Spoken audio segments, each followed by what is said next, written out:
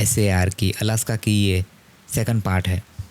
अगर आपने इस स्टोरी का पहला पार्ट नहीं देखा है तो मैं रिकमेंड करूँगा कि वो पहले आप जाके देखें, क्योंकि इसमें जो वॉकर्स है वो क्या है, बैन 3:07 पे रुकने वाला रूल क्यों तोड़ा था और बर्फ़ के नीचे से क्या निकला था वो आपको नहीं पता चलेगा। एंड मेन बात, वो आंटी के बारे में आपको नहीं पता चलेगा कि उसने पार्ट 1 में क्या किया था। तो डेफिनेटली मैं रिकमेंड करूँगा पार्ट 1 देखिए, उसके बाद ये पार्ट 2 पे आओ।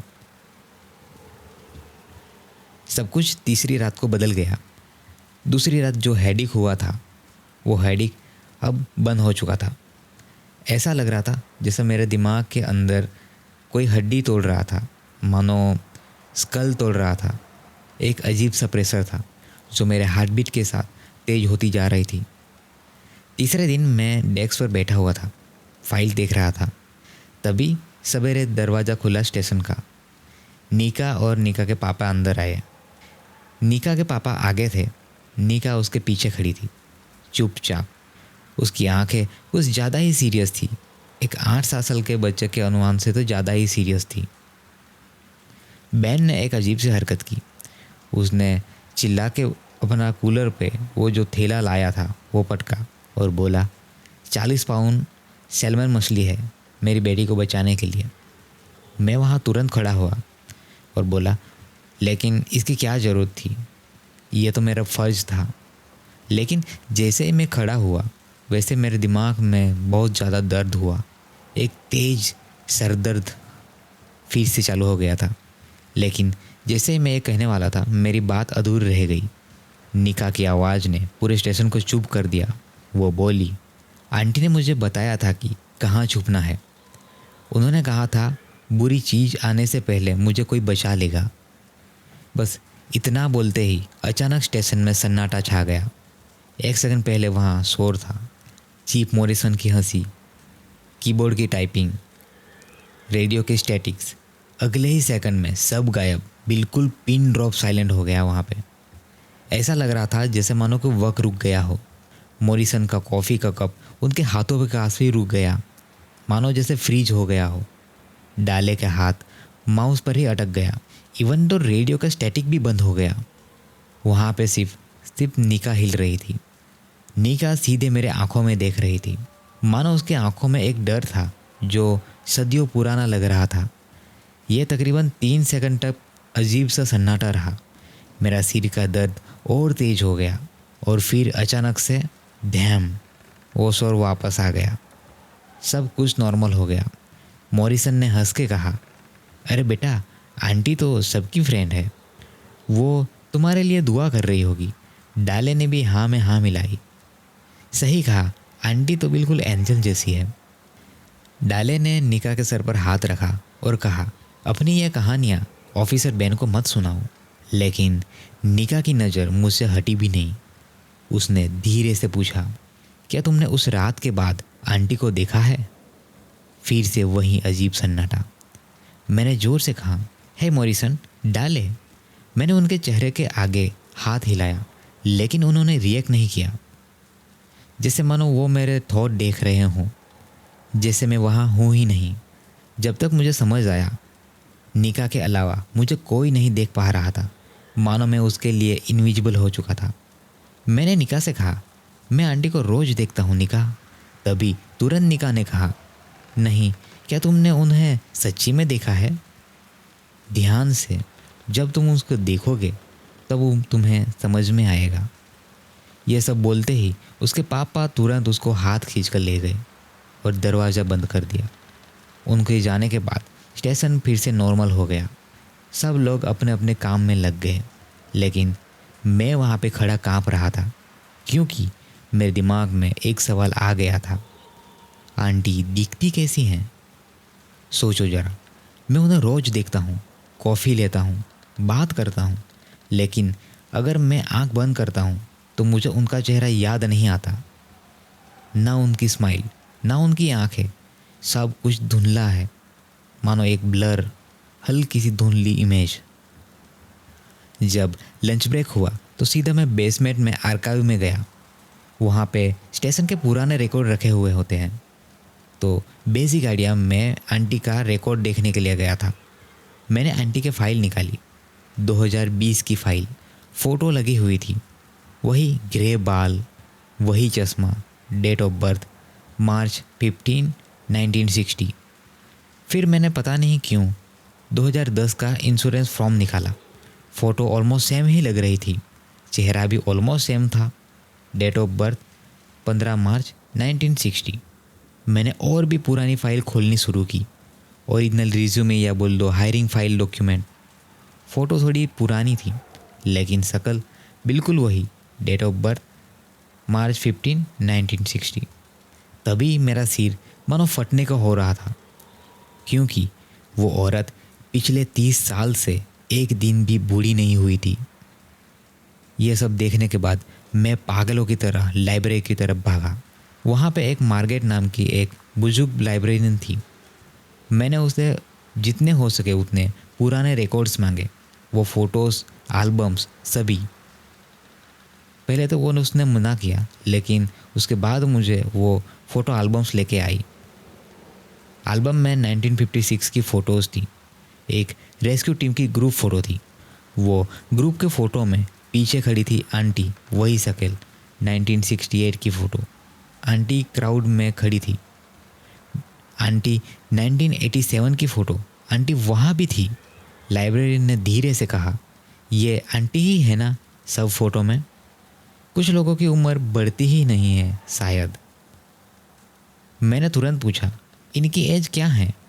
लाइब्रेरियन तुरंत बोली, बड़ों की उम्र नहीं पूछते बहन, लेकिन कुछ चीज़ें समझनी नहीं चाहिए, बस मान लेनी चाहिए। मैंने वो 1956 वाली फ़ोटो उठाई और उसे पलट के देखा। फ़ोटो के पीछे किसी ने डरते हुए हाथ से पेंसिल से खरोंचते हुए लिखा था एक नाम, AKNA, एक नाम। जैसे ही वो मैंने नाम पढ़ा, मेरा दिमाग में एक करंट सा दौड़ गया। दर्द इतना तेज था कि मान लो मुझे चक्कर ही आ गया। ये नाम सिर्फ एक नाम नहीं था, ये एक वार्निंग थी। ठीक शाम को 6 बजे मैं घर पहुंचा। शिद्दत के मारे मुझे सारे लाइट्स के अराउंड हेलोस दिख रहे थे। मेरी वाइफ सरहा किचन में खड़ी थी, गुस्से में। तुमने फिर डिनर मिस कर दिया बहन, तुम हमेशा ऐसा ही करते हो, तुम हमेशा गायब ही रहते हो। वो खूब चिल्लाई मुझ पे। मैं उसे समझा नहीं पाया।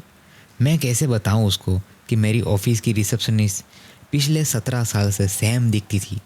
और तो और मुझे पता नहीं, वो शायद मॉन्स्टर भी हो सकती है। झगड़ा बढ़ गया और मेरी वाइफ ने मुझ पे चिल्लाया, निकल जाओ यहाँ से। उसने मुझे घर से बाहर निकाल दिया। मैं चुपचाप से ट्रक में जाके बैठ गया और हीटर ऑन किया। एक टाइम पे मैंने सोचा कि आजू बाजू के कहीं पे होटल पे चला जाऊं। मैं ट्रक को चालू किया और रिवर्स ही करने वाला था, और तभी मेरी नज़र कीचड़ की विंडो पे पड़ी। अंदर ठीक गरम पीली रोशनी थी। सारा किचन में थी, बच्चों हंस रहे थे, खेल रहे थे। और तभी मेरी नज़र एक टेबल पे पड़ी। एक आदमी बैठा था, वो आदमी हंस रहा था। सारा उसके हाथ पर हाथ रख रही थी। वो आदमी मैं था। मेरी शक्ल बिल्कुल हुबहू मेरे जैसे दिखती थी। वो बिल्कुल मेरी जैसी हंसी, मान लो वो मेरी ही लाइफ हो। मैं ट्रक से कूदा और भाग के विंडो के पास गया। वो लोग डिनर कर रहे थे, पोट रोस्ट, मेरा फेवरेट। मैं शीशे पे हाथ रखा और मन में ही फुसफुसाया, चले जाए यहाँ से। तभी उस आदमी ने, उस डॉपलगैंगर ने अपना सर घुमाया। उसने मुझे गंदी नज़र से देखा, अजीब नज़र से। उसके बाद उसने एक क्रीपी सी स्माइल दी, एक शैतानी हंसी। अगले ही पल सीन बदल गया। अचानक मैं टेबल पर बैठा था, मेरे मुंह में खाने का स्वाद था। मेरी बेटी मेरे हाथ खींच रही थी। मैं मान लो उठने की कोशिश कर रहा था, लेकिन मेरा शरीर नहीं था। मान लो बस मैं एक पपेट बन गया हूँ। उस टाइम पे पता नहीं क्यों मेरे मुंह से अपने आप आवाज़ निकली, दिस इज़ परफेक्ट। लेकिन मेरी असली नज़र पत्तियों के डार्क शीशे पर पड़ी। वहाँ किचन के कोने में कोई खड़ा था। वो एक वॉकर था। उसने मेरा कोट पहना हुआ था। उसका चेहरा एक ब्लर भरी धुंधली फ़ोटो जैसा था। मेरी वाइफ ने मुझे घूर के देखा और कहा, हमें खुशी है तुम हमारे साथ हो बहन। हमारे साथ ही रहना। मैं ज़ोर से चीखा और पीछे गिरा। चेयर गिर गई। मैं वहाँ पे रेंगता हुआ दरवाजे की तरफ भागा। पीछे से उन सब की आवाज़ें आ रही थी, एक साथ, एक सुर में, "बैन मत जाओ, बैन हम तुमसे प्यार करते हैं।" मैं वहाँ से भाग निकला। मेरे पास जाने के लिए बस एक ही जगह थी जहाँ मुझे आंसर मिल सकते थे, आंटी का केबिन। रात के ठीक 9 बज चुके थे। मेरा सिर दर्द अब सिर दर्द नहीं बल्कि एक रेडियो के स्टैटिक जैसा बन चुका था। मैं आंटी के केबिन के ठीक बाहर पहुंचा। दरवाज़ा अपने आप खुल गया एंड बिलीव मी, वो वहाँ वो खड़ी थी, लेकिन इस बार वो अलग लग रही थी। उसके गाल कुछ ज़्यादा ही लाल थे, जैसे पुराने मीट हो। उसकी स्किन हड्डियों से चिपकी हुई थी। जब उसने स्माइल किया तो उसके दांत कुछ ज़्यादा ही लंबे लग रहे थे। उसने कहा, "बेंजामिन, तुम ठीक नहीं लग रहे हो।" मैं भागना चाहता था। मेरा दिमाग चीख रहा था, "रन, रन बेंजामिन, रन।" लेकिन वो अचानक मेरे पास आई। ऐसी फांस जैसा कि इम्पॉसिबल, जो ह्यूमन तो बिल्कुल कर ही नहीं सकते।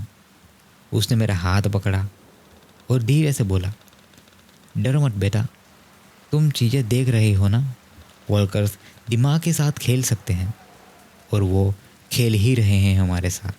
आओ चाय पियो बेंजामिन, तुम ठीक हो जाओगे।"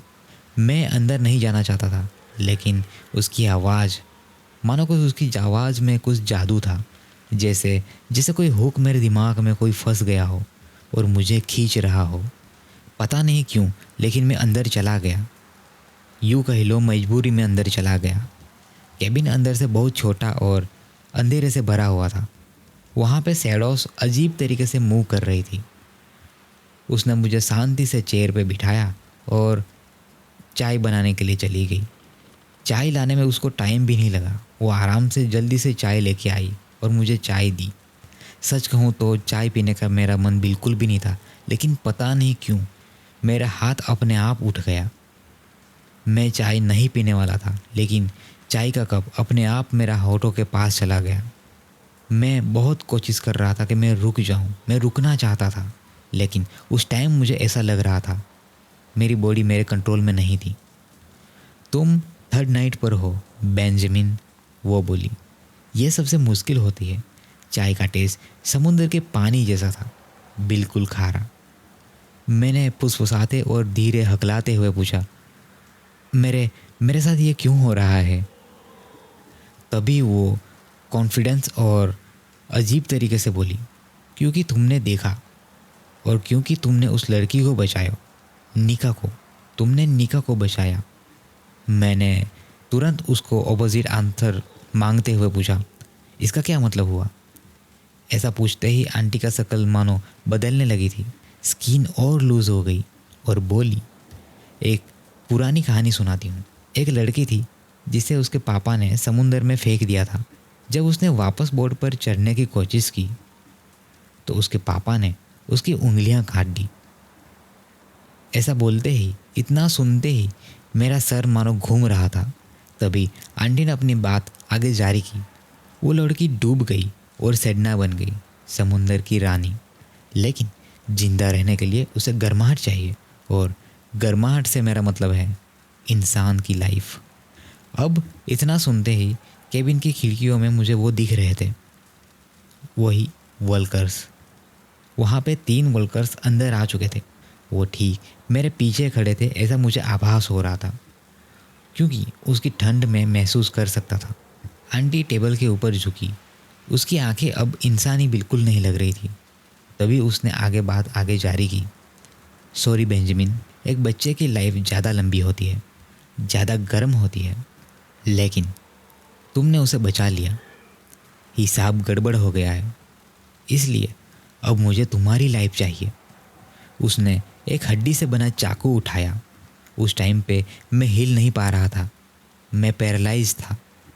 तभी वो बोली, "दर्द नहीं होगा, बस ठंड लगेगी, और मुझे 17 साल और मिल जाएंगे मुझे जीने के लिए।" वो हंसी। उसकी हंसी मानो सूखी हवा जैसी थी। वो चाकू लेकर मेरे तरफ बिल्कुल धीरे धीरे बढ़ रही थी। मैं मान चुका था मेरा अंत करीब है, लेकिन तभी मेरे दिमाग में लाइब्रेरी वाली वो फ़ोटो चमकी। वो वर्ड जो फ़ोटो के पीछे लिखा था वो कोई रैंडम वर्ड नहीं था, वो एक की थी, वो एक चाबी थी। मैंने अपनी पूरी ताकत जमा की पैरालाइज से लड़ने के लिए और ज़ोर से चिल्लाने की कोशिश की। वो नाम को चिल्लाने की कोशिश की मैंने। जैसे ही वो मेरे पास आई मैं पूरी ताकत से ज़ोर से चिल्लाया, एक ना। असर तुरंत हुआ। आंटी पीछे गिर गई, मान लो जैसे मैंने उसको थप्पड़ मारा हो। चाकू हाथ से गिर गया। खिड़की से एक अजीब सी रोशनी अंदर आई। ये कोई चांद की रोशनी नहीं थी, ये कुछ पुरानी रोशनी जैसी लग रही थी। उस रोशनी में आंटी का असली रूप दिखा। एंड सच मानो तो वो आंटी वो इंसान नहीं थी। एंड सच में गाइस, वो आंटी नहीं, एक सदियों पुरानी लाश थी जो जिंदा रहने की एक्टिंग कर रही थी। मेरे पीछे जो वॉल्कर्स थे वो धुएं की तरह गायब हो गए। आंटी, या फिर यूँ कहूँ एक ना, कोने में पड़ गई। अजीब सी आवाज़ निकल रही थी, लेकिन तभी मुझे एक मौका मिल गया। उस टाइम पे मुझे कुछ भी आइडिया नहीं था मैं क्या कर रहा था। बस माइंड में एक ही चल रहा था कि चलो भागो भागो बेंजामिन भागो। मैंने दौड़ लगाई और दरवाज़ा तोड़ के मैं भागा, वो बर्फ़ में भागा। तुरंत फटाफट से मैंने ट्रक चालू किया। थैंक गॉड कि ये ट्रक पहली बार में ही चालू हो गया और ज़ोर से एक्सीलेटर दबाया और मैं वहाँ से निकल गया। गाड़ी चलाते हुए मैंने रियर व्यू मिरर में देखा, आंटी बाहर खड़ी थी और मुझे देख रही थी। ऐसा लग रहा था जैसे कि वो मेरी वेट कर रही है अभी भी। एंड हमारी ये पार्ट यहाँ पे ख़त्म होता है। इसके आगे की भी स्टोरी है, तो जल्दी से लाइक कर दो, कमेंट कर दो, ताकि मैं अगला पार्ट जल्दी से लाऊं।